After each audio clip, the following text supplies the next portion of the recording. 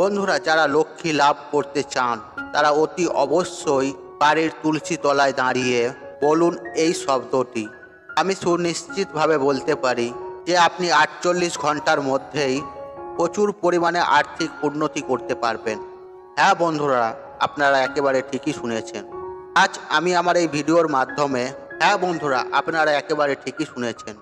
আজ আমি আমার ভিডিওর মাধ্যমে কোন সেই শব্দটি আমি আজ জানিয়ে দেব। এর ফলে নিজেদের দুর্ভাগ্য কেটে গিয়ে সৌভাগ্য পরিণত হবে। হ্যাঁ বন্ধুরা, সেই সঙ্গে অনেক প্রকারে বাস্তু দোষ থেকে মুক্তি পাবে, জীবনে সুখ শান্তি সমৃদ্ধি ফিরে আসবে। তথা এই শব্দটি একবার মুখে আনা মাত্রই আপনাদের হাতে অর্থ প্রচণ্ডভাবে আসতে থাকবে। এক কথায় বলতে গেলে অর্থ আসার রাস্তা সব খুলে যাবে। হ্যাঁ বন্ধুরা, ধন সম্পত্তিকে নিজের দিকে আকর্ষণ করতে পারবে, সেই সঙ্গে পারিবারিক অশান্তি থেকে রেহাই পাবেন এবং ঋণ থেকেও মুক্তি পাবেন। এই সকল সম্পর্কে আজ আমি আমার এই ভিডিওটির মাধ্যমে বিশেষ এই শব্দটি আপনাদের জানিয়ে দেব। আপনার তুলসী তলার সামনে দাঁড়িয়ে এই শব্দটি কিভাবে মুখে আনবেন সেই সম্পর্কে বিস্তারিত জানিয়ে দেব। এর ফলে বিভিন্ন প্রকারের সমস্যা থেকে আপনারা খুব তাড়াতাড়ি রেহাই পেয়ে যাবেন। হ্যাঁ বন্ধুরা, আপনারা একেবারেই ঠিকই শুনেছেন। এই শব্দটি আপনারা যদি একবার মুখে নিতে পারেন বা উচ্চারণ করতে পারেন তাহলে কিন্তু এর রেজাল্ট সুনিশ্চিতভাবেই পাবেন। তবে এই উপায়টির ফল কখনো আপনাদের বিফল যাবে না।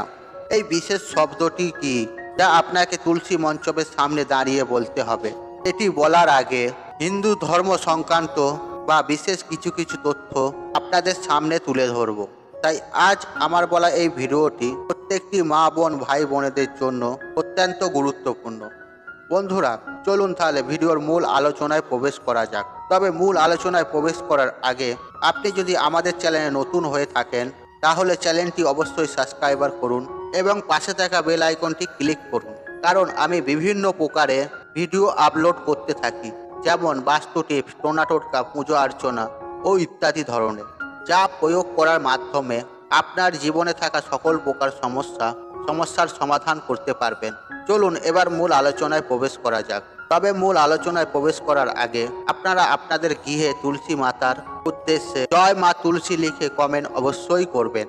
এতে মা তুলসীর আশীর্বাদ সদা সর্বদাই আপনার উপরে থাকবে। বন্ধুরা, কে না চায় জীবনে বড়লোক হতে?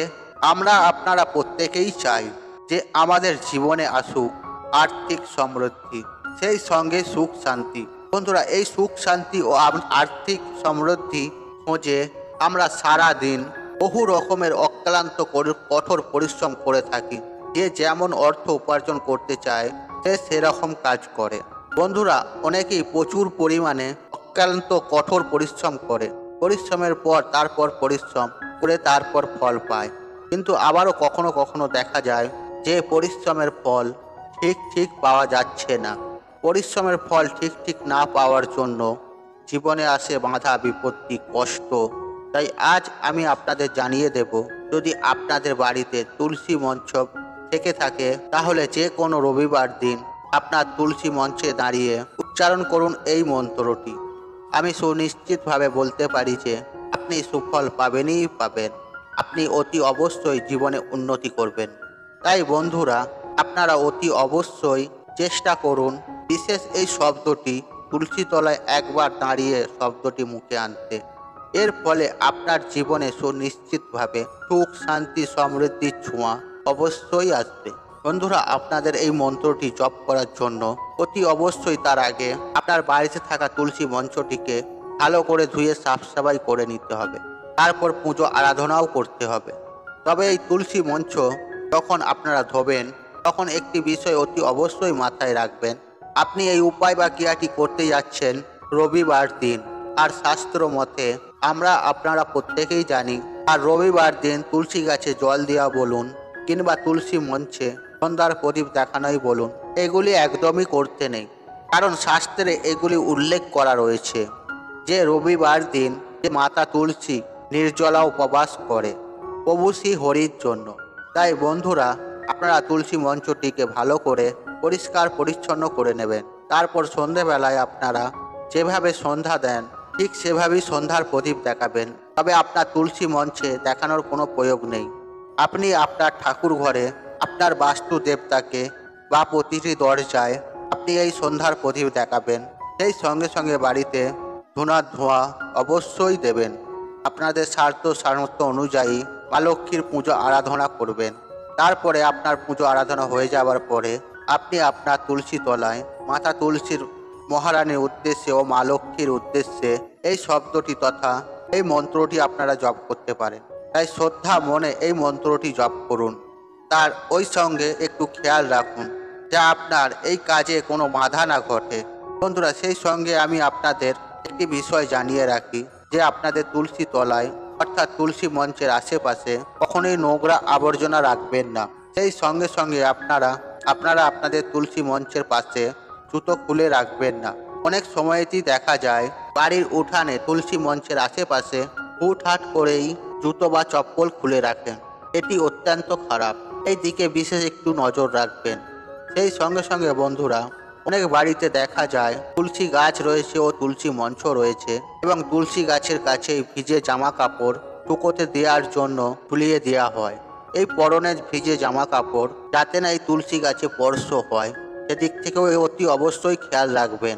তাই সব থেকে ভালো হয় যে তুলসী গাছের আশেপাশে জামা কাপড় ঝুলিয়ে রাখবেন না বা ভিজে জামা কাপড় শুকাতে দেবেন না। আর আপনাদের ওই ভিজে জামা কাপড় ঠিক বারংবার তুলসী মহারানীর গায়ে স্পর্শ হয়। এর ফলে তুলসী মহারানী আপনার প্রতি, আপনার পরিবারের প্রতি অত্যন্ত রাগান্বিত হবে। তাই সদা সর্বদাই তুলসী মঞ্চকে পরিষ্কার করে রাখবেন এবং নিয়মিত তুলসী গাছে জল নিবেদন করবেন যে আপনার বাড়িতে থাকা তুলসী মঞ্চের গাছটি সবুজ ও সতেজ থাকে। যাই হোক বন্ধুরা, এবার জেনে নেওয়া যাক কোন সেই বিশেষ মন্ত্রটি যে আপনি আপনার তুলসী মঞ্চের সামনে দাঁড়িয়ে উচ্চারণ করবেন। আর্থিক সৌভাগ্যের জন্য আপনাকে উচ্চারণ করতে হবে বিষ্ণু মন্ত্র। তাই আপনাকে অতি অবশ্যই তুলসী মঞ্চের সামনে দাঁড়িয়ে বিষ্ণু মন্ত্র উচ্চারণ করুন। মন্ত্রটি হলো ওং নমো নারায়ণী নম, ওং নমো নারায়ণী নম। এই মন্ত্রটি তুলসী মঞ্চের সামনে দাঁড়িয়ে আপনারা উচ্চারণ করবেন। বন্ধুরা, তাই আজকের মতন বিদায় নিলাম। আশা করি ভিডিওটি দেখে উপকৃত পেয়েছেন।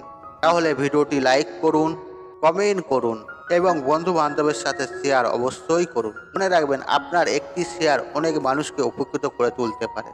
এবং আপনি যদি নতুন হয়ে থাকেন তাহলে চ্যানেলটি অবশ্যই সাবস্ক্রাইবার করবেন এবং পাশে থাকা নোটিফিকেশনটা অন রাখবেন।